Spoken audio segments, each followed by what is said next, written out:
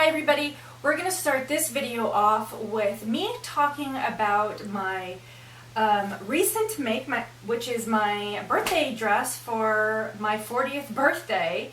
And it's obviously a 1920s dress or a 20s dress because it's the 20s. So we're going to talk about how I made it and the pattern I used. I actually went on Etsy to a shop called Repeated Originals and downloaded an authentic pattern from 1926. Now it's in German, but it does have English translations, though the pattern labels on the pieces themselves are in German.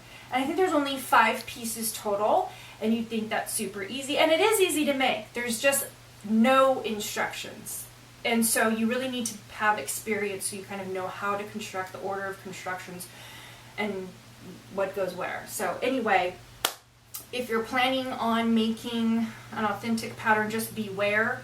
You may not have all the instructions that you need, so you might want to, if you're more of a newbie sewer, you might want to purchase one of the big 4 vintage reproduction patterns because they're going to be more detailed instructions than what you get. Now, the seller on the Etsy, the Repeated Originals, nothing wrong with that. They sold the original authentic pattern, and this is just how it is. I think that back in the day, there weren't very many instructions in patterns because they expected the sewer to already have basic sewing knowledge, and so you just kind of didn't get much. So I just wanted to put that out there. However, once we figured it out after doing a mock-up, how things should go, it's really actually easy. You just need to have some background knowledge of sewing, and then I think you're fine. And it fit pretty well. Now, I bought it for my bust size. I did have to make a few modifications, and I will talk about those as we go through it. But let's go ahead and look at it. Okay, so we're going to start with the underdress. And let's just look real quick at the pattern pieces for this. It's almost a rectangle, just like tube. But here the pieces are, they're on the fold, the front and the back. Is this right? No. Here they are. I use scrap papers to print on. So they're on the fold, center front fold, center back folds. And the pieces don't come with seam allowance. You have to add it. I added a 1/2 inch. That was my choice, all the way around. And there's little markings. There's a 1, a 0, and a little star, an asterisk. And the patterns are, the labels here are in German. So I had to use Google Translate, thank God for that. So I knew kind of what I was doing, but the instructions, the actual instructions for this pattern, and I'm assuming that that's how the original pattern was all of 6 sentences. And luckily somebody translated them into English. But let me just read you a line from the instructions and you can understand how it wasn't very clear. To the side X is to be joined to 0, a pleat, and so on, asterisk, small shoulder straps. That was the instructions. So and that's really all you get. So that whole thing was talking about making a pleat. So bringing the X to the 0, making a pleat here at each side seam. And then, but it didn't tell you how to handle finishing the top. So, you know, you just are supposed to know these things. But I serged it, which of course they wouldn't have done in 1926. And then I pleated it. And then I folded it over a 1/2 inch because that's my seam allowance and stitched it down. So that's how I folded it over.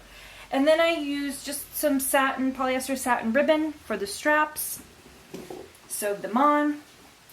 And sorry, she's a messy little dress form. Don't know what she's been getting into. But this is kind of a cheat because I just took a panel of some sequin fabric, sewed it up here, tacked it on down here. Quick and easy. Of course, this wasn't part of the pattern. This is just how I chose to embellish this underdress, because this is what was going to be showing underneath. Well, this was what was going to be showing because the overdress has an open V. So that's what I did using some sequins. Woo! That I got from fabric.com. So this is what the fabric looked like, and I wasn't anticipating it to be so large, these scallops. The picture on fabric.com was a little bit misleading, and it didn't tell me how big the scallops were. So when I got it, I was like, oh, I don't know what I'm going to do. And then when I was looking at, you know, what am I going to put here in this open V, I thought, oh, well, if I turn it upside down, the scallops, and I get, see, this nice kind of V, which is very Art Deco. So it worked really well. So that's basically the lovely underdress. I keep wanting to call it underskirt. But one thing I would have done differently is I would have had it finished like about here, because you wouldn't have seen it because of the overdress. Because right here it actually itched me all night because of a little sequin. So that was unfortunate. And then this fabric is just a polyester, slight sheen to it. I got it in the like Casa section at Joann's. It's really nice. It felt really good against my skin, and it's nice and drapey like a slips sometimes are. Okay, so, oh, another thing that I did to the pattern piece itself is I shortened them by 3 inches because they were actually too long. So I did that, and that's it. So let's go ahead and put the overdress on, and we can examine that. Do how it looks without it. So let's talk about these pieces, which is the bodice piece. One thing that I did to alter this pattern from the mock-up was I added an inch up here to get the armhole longer, which is fine because it also dropped down the bodice a bit too, so that it, you know, because I'm a little bit taller than your probably average 1920s person, it worked better that this waistline was dropped a bit more. But I also needed more space in the armhole area. And so this is the center back. It's on a fold, and then of course the center front is not, because you have to make this V. Now, as you can see probably, and you can definitely see it on the line drawing, this is gathered. The back is not. Do you think there was any mention of this in the instructions? No, there was not. So I just did it myself, just gathered it up and stitched it to the back. Of course, no instructions for that, but heck. Oh, and so this fabric is from Joann's. It's a really pretty rayon, so that would actually be historically accurate because they did use rayon. Now the polyesters, no, there was no polyester in the 20s. So this part, historically accurate. Isn't it pretty? It's this sort of charcoal velvet with, I want to say pleated, but it's got this texture which is really beautiful. And I just think it worked really well. So here, once we were done with making the dress, I put it on and it was beautiful, but I was like, there was something missing from the V. Just needed to add something. And what am I going to do? I don't really have anything. And then I go to my craft section, and I find this Maker's Holiday ribbon, rose gold, from Joann's. I probably got it on clearance for like 70% off. It's nothing. It's just this little thing. It's just nothing. And I just, there you go. It just came out really well. I'm just tickled. Tickled rose gold. But see there? And just sewed it on along the edge first, and then went back and sewed down the other edge. And then to get the point, just folded it down on top of itself. And then I did need to go in and do some hand stitching to get it to lie properly. And that's easy. And then, of course, it doesn't tell you how to finish the sleeves, but again, serged it, folded over on itself a 1/2 inch and stitched it down. Coming to the skirt, let me grab the skirt pattern. Woo! Quite long. So as you can see here, it has markings for the scallops, so that's helpful. But I didn't want to do scallops or anything. You're supposed to add some embroidered fabric or something down there, but of course I didn't do that. And then I had to add my own hem allowance, which I gave myself 1 inch, and then everywhere else I gave myself the 1/2 inch. And interestingly enough, of course, it doesn't say anything about gathers on the skirt. And in the picture, the line drawing, you can tell it looks gathered or something. Now in the mock-up, we tried that. We gathered it. It made me look frumpy. Now 1920 silhouettes aren't exactly the most flattering. They just aren't. It's all about fabrics and, you know, the other opulence that comes with the jewels and things like that. But it made me extremely frumpy looking. Have these gathers down. I'm like, no, we can't do that. And this fabric is great because it's already textured and it kind of looks slightly gathered as it is, so it didn't need any extra. So what we did was just overlap, kind of made a little opening. You just overlap on itself, and it worked beautifully. So yeah, this is the dress. So I'm going to go ahead and put the ribbon on so you can see the final product. Okay, so we have the sash on. It goes right over that waist seam, and this is the 1920s. This is what they did. They wore belts usually around their waist, bows, quite popular, and this was a cheat. You just used double-faced 4-inch wide satin ribbon. That's all we did. I mean, you can't really, why sew it up? This is gorgeous. And then to finish the ends, just burn them. Don't try that at home. No, I just burned the ends to give it a nice finish so it didn't unravel. I mean, look how cute that is. And yes, we tacked it in the evening. Just actually, no, I didn't tack it. We were going to tack it, and I didn't need to because the bow was tight enough and it didn't slip. Actually, yes, we didn't tack it.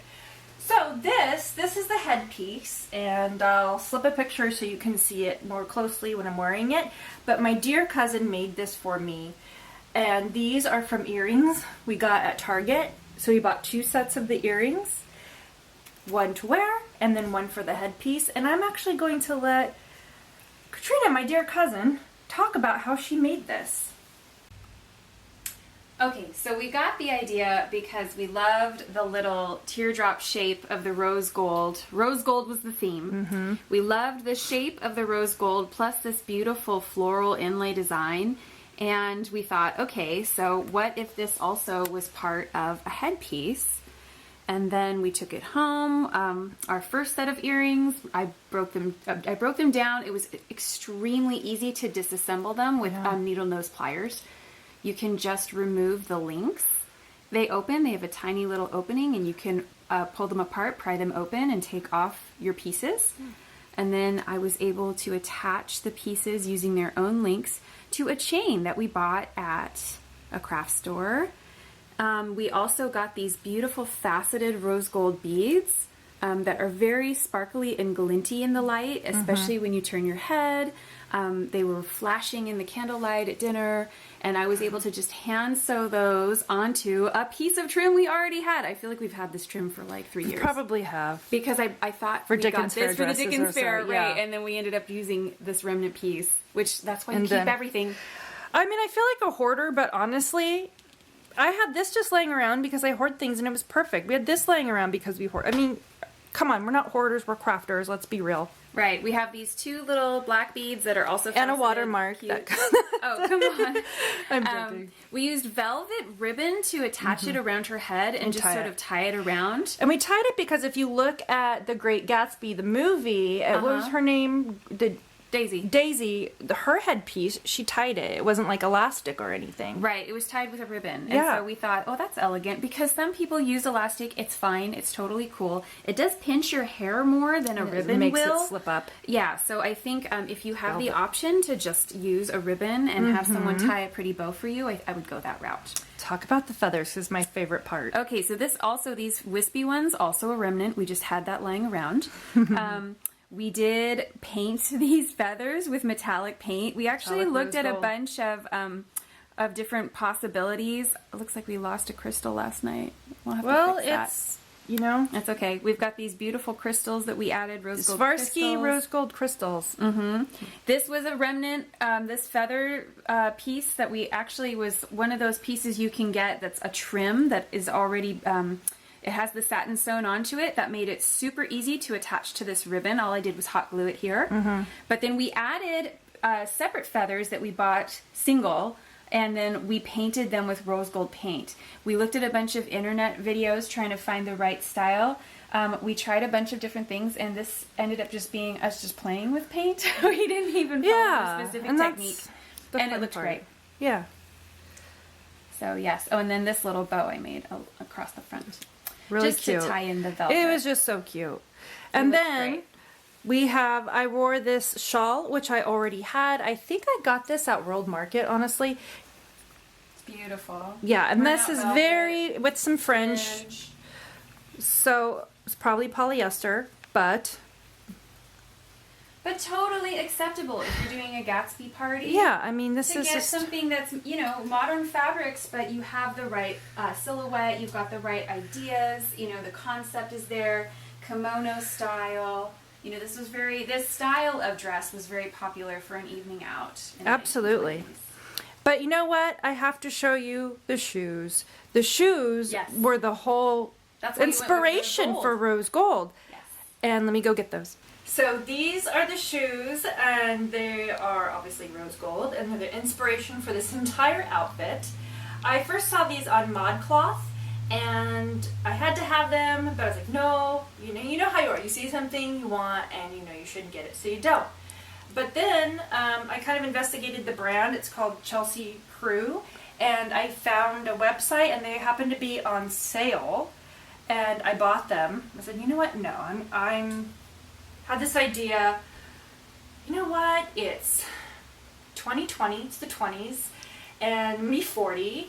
At first, I wasn't gonna have a birthday dinner, you know, and it wasn't because, oh, I'm 40, sad, you know, depressed about that. It's mostly because of life. I'm just busy. There's a lot going on this year. That's one reason I haven't been on YouTube. So I really haven't had a lot of time, and I just didn't want to be bothered with having a party and maybe trying to make a dress or all that. But, you know, a few weeks ago, decided, okay, I'm going to just go ahead and do it, and made the dress day before. Yay! And even the day of my birthday dinner. So it's really kind of last minute. And I don't know why I just went on this tangent. But basically, it came together, and these shoes were a huge part of it, and I just love them. So I went and I didn't want to buy the one pair, and then when I went to buy these, I ended up buying 4 pairs. The logic, I just don't get my logic. I don't even know if it is logic. But here, I just had to show you the shoes because they're just amazing. So they just made me feel so beautiful. And here are my swan socks. Go with it.